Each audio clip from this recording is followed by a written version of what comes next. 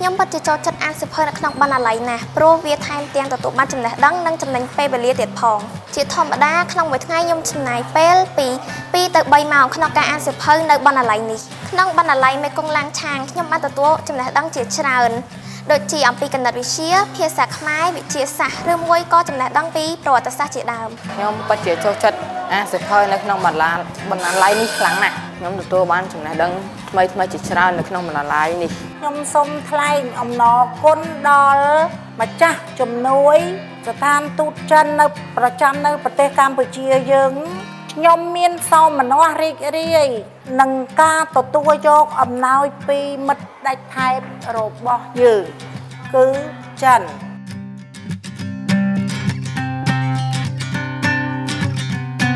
ខ្លាយទៅជាប្រភពចំណេះដឹងមិនរីងស្ងួតសម្រាប់អ្នកសិក្សាអ្នកអាននិងមជ្ឈដ្ឋានទូទៅនៅក្នុងប្រទេសកម្ពុជានេះតែម្ដង